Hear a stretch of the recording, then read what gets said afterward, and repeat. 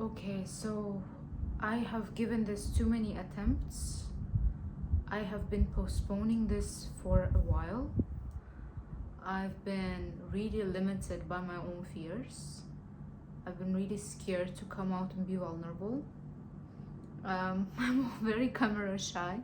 Anyways, going through a lot of personal transitions in life, personal hard stages and challenges, I've noticed myself being seen or feeling like I'm not alone in something by listening to real people's stories.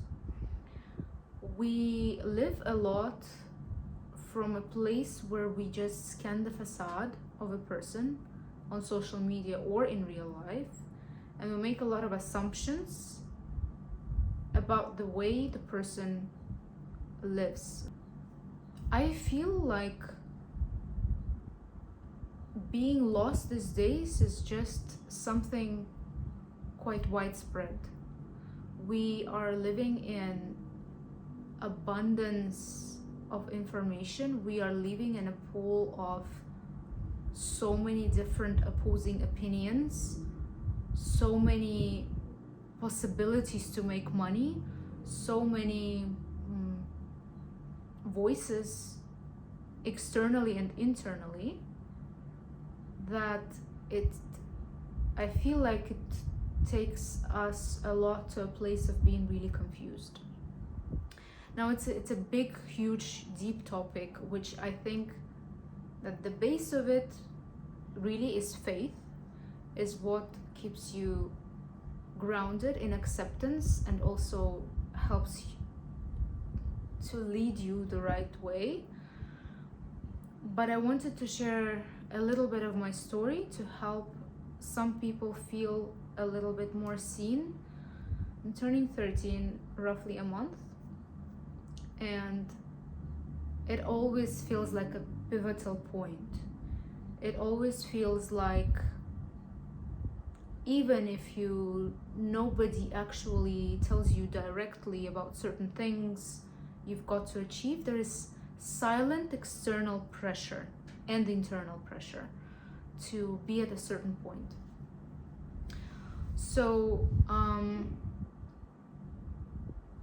simultaneously, I feel like at certain ages and stages in life, God also takes everything all the way from you so you can finally step into the way you should live, which is more sustainable to you and more authentic to you.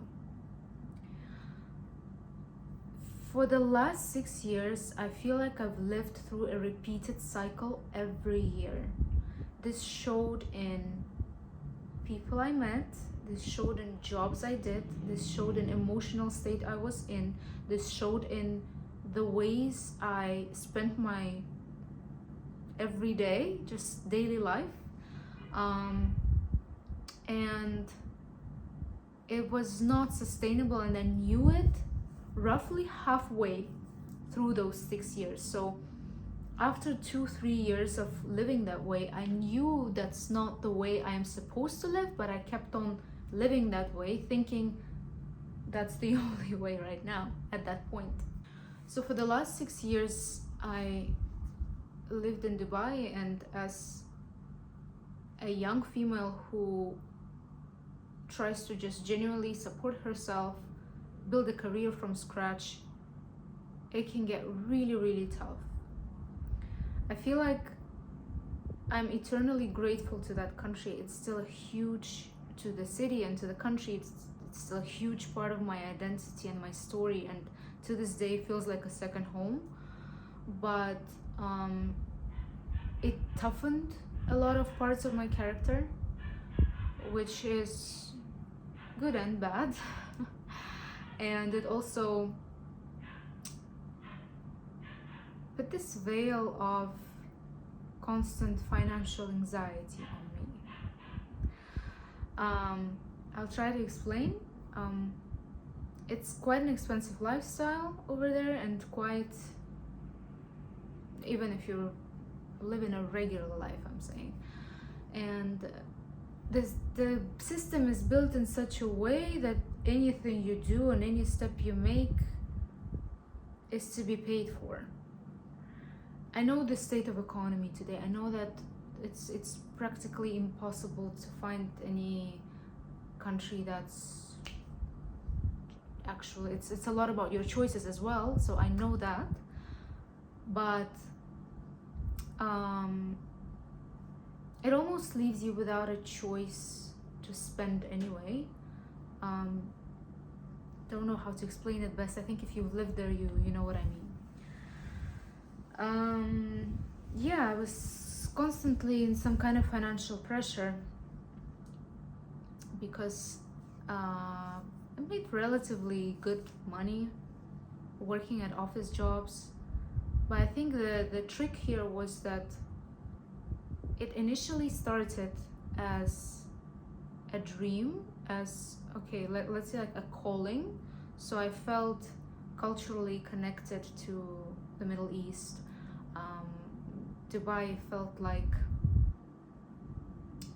a safer choice, or a place where I had been to before, a place where I felt I was just drawn to it, and not the commercial side of it shown to everyone around, to the smaller bits of it. I was really drawn to, and initially started actually my career from scratch over there, and was quite motivated, was quite driven for the first couple of years. And when it got tough with doing one internship, then doing another internship, then trying to find a full-time job, when it got tough, I found that my focus shifted from things I want to achieve to actually getting the job because I need money.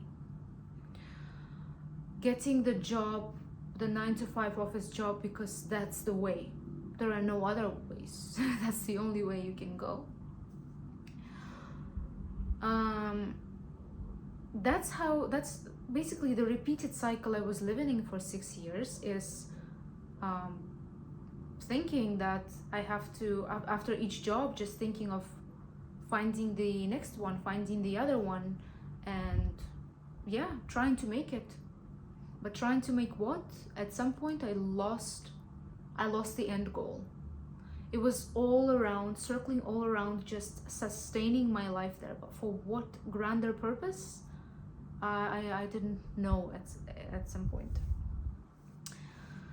In my last job, exactly 1 year ago, which also was quite toxic.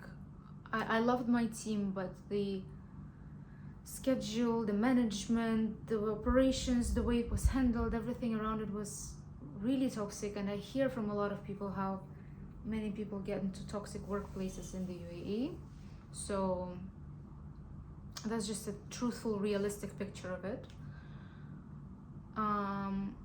I was doing it as regular, so I was living another year of working a 9-to-5 job, and in my mind somewhere keeping the idea that at some point I will go my way. I will bring into life what I've been feeling is sitting inside of me, the fire that I have, the impulse, the creativity. It was alive, throughout the whole 6 years. It was alive, it was there, but I was not giving it space, and I did not have enough energy to give to it. By nature, a little side note, I'm also the type of person who, and I'm not ashamed to just claim it like that, because everyone's pretending, okay, I don't want it to sound rude, but it feels like everyone seems to be always full of energy. The reality is, at least the people I've met, random people I've seen around me, my energy is drained quite quickly. And I knew that's also just my nature. If I don't intentionally choose the people I spend time with or the spaces I'm in, the friends that I allow closer into my circle, I get really emotionally drained. On top of that, if the environment is not genuine, is not that you feel it's a small enclosed space and you feel there are games being played and conversations behind your back, this can drain the hell out of you. And that's what happens to me all pretty much in every company I worked for. But in the last one, it was really strongly felt as well. I ate myself up thinking there is something wrong with me. I cannot, in the beginning I get employed, I start a new job, and I feel so motivated, so happy that I have my money again and I can have my lifestyle, I can plan my time, and I want to do well, and I'm a perfectionist, I always want to do my job really well. And then you're extra motivated in the beginning. A year passes by and you're burnt out, because you might get some joy from the adrenaline rush that it's something new, but fundamentally it's not the thing that you feel like brings value on a bigger scale. So to give you a little bit of an insight, I feel like the jobs that I worked were always the middleman managerial positions, which I felt like I was getting money for nothing. That's fine, maybe to some people. To me, it apparently worked for some time as well. But I was feeling like I'm giving 80% of my week, 90% of my energy to this. There is no energy or time left to even be doing sport or hobbies or creating art. It's just not left. Like the remaining percentage of time and energy is usually you just want to recharge. You just want to be possibly doing nothing without having a day without a plan, so you can actually fully recharge for a new week. So that's the cycle I lived in. I cannot say I felt depressed about it or that I felt completely down. I definitely had my happy moments, but on a bigger scale, I was burning out again. So another year passes, I was really burning out. There were a lot of unpaid extra hours. There was lack of, and I'm not blaming the company on anything. It was the environment that was probably needed to me at the time. But I was completely burned out, and it was possibly felt, like the management felt it. So they had a conversation with me. I mean, to be honest, they just fired me on the spot. Not on the spot, like without any notice, without any like proper, I don't know, what are they called in companies usually? Conversations, before that, warnings or anything like that, because I was doing my job really well. It was more for, it's hard to explain. I still haven't fully, analyzed that situation or thought of given it too much thought, but I was a little bit more quiet, observant, and just doing my job. They needed someone on, like a battery, like a charged battery that's super smiley with clients, that's always on, that's always optimistic, and despite everything, closing their eyes or pretending not to see the issues that the company had. Anyways, I was shocked. My teammates were shocked, my friends were shocked. I don't think anyone expected it. I certainly didn't expect it, to just lose a job in a day, have 1 month left to still work there. But I wasn't sad, and I felt that it was also quite natural. Like intuitively, before that happened, I felt like God was, he just he cleaned it out for me. he said, he showed me, if you keep staying in this cycle, I will simply take you out of it. I will leave you with no choice but to actually follow that fire you've been feeling inside of you. So I very much felt like it was a blessing in disguise more than a punishment. But I had a very blurry idea of what's next. I take my trip to Bali. Like, I worked my last day May last year, and then immediately the next day we go to Bali with my friend. Possibly one of the best trips of my life, where I felt that sharp contrast of environments, of the glass skyscrapers and then this cultural, vibrant, authentic society where I was in awe, just amazed by the simple little things I observed on the roads, like just people walking around, just local women with the baskets on the head.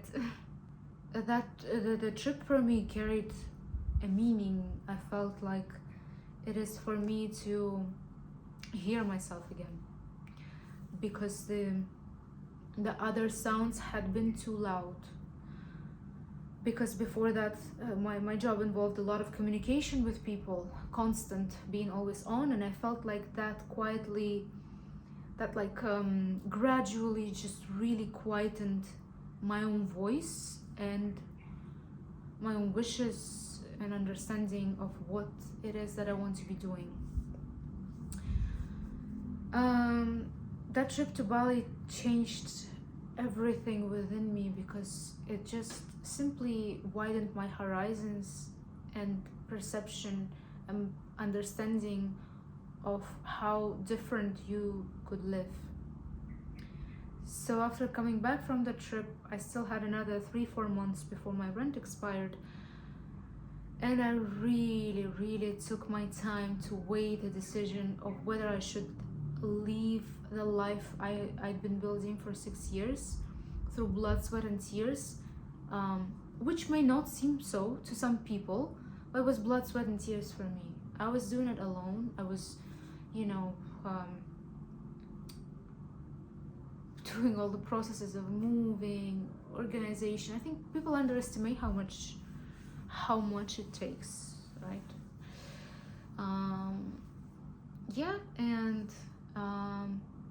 It was tough. I was sitting in my beautiful apartment with custom-made furniture. I was sitting there and was looking at my apartment and thinking, do I really want to give this up? And imagine like a scale. On the other side of the scale, I could picture the application, another round of application process to a job I will probably hate, because I'm naturally just not built for this 9-to-5 lifestyle. That thought on its own, despite having this beautiful apartment, the beautiful community, people dear to my heart, I couldn't, like, the only thought of stepping into a 7th year of just working my ass off at a job I will probably get burnt out from in a few months, kill my health, the thought of it would kill me. I couldn't see how I could find a different way of living while staying in Dubai. Maybe there could be a possibility, 100%. There could be a possibility. There could be a way. But I didn't see it at the time. I didn't see how I maintain that level of lifestyle, how I how I step away from repeating my unhealthy cycles of living, and somehow, like, making sufficient money to maintain that lifestyle. It felt like a push. It felt like a sign for some drastic change. So I moved to Bali. Very stereotypically, I moved to Bali because that's where all the lost people are, as people say, you know. It felt right. It felt right. But it came with a lot of costs as well. It's been now, well, I left Dubai in around 8 months ago, 9 months ago. Since that, I had a transition stage back home, which was another layer of so much hard work and so many realizations and separation from my family, and working through family patterns that I felt like I'd already left behind years ago, because I've lived away from home since I was 15, 16, and I'm now 29. So I could possibly talk about it separately, because I could just go on and on. But anyways, it was the toughest year. It's been the toughest year of my life. I feel like I've lived through the limbo stages. I've lived through the different transition stages before. So far, it's probably the crisis of the 30, or I don't really want to give it a term. But I feel like this is the longest limbo stage I've been in. And I'm still in it. Weirdly, I just feel comfortable to record it now, because I have a feeling that something is coming. I have a little bit more of a relaxed state of mind, where I don't really have any expectations. I do, it's a lie, I do have expectations, but I am really learning to be less hard on myself, and really grasping the idea that when you release and trust and have faith is when everything comes, is when things start working for you, just because you allow God to control and not yourself to control. I don't know if this was open enough. It's a little bit scary to be completely vulnerable, but I guess my message in this was that even from my social media, I feel like people may assume that I'm just living such a good life, you know, changing countries from one to another. It was the fucking the hardest year of my life, in terms of my internal work and identity loss, separation with a person very dear to my heart, separation with a city that's dear to my heart, but also in all of it sensing like that's at the time is the right move, and that's God leading me to do this. I'm still figuring out why. Thank you.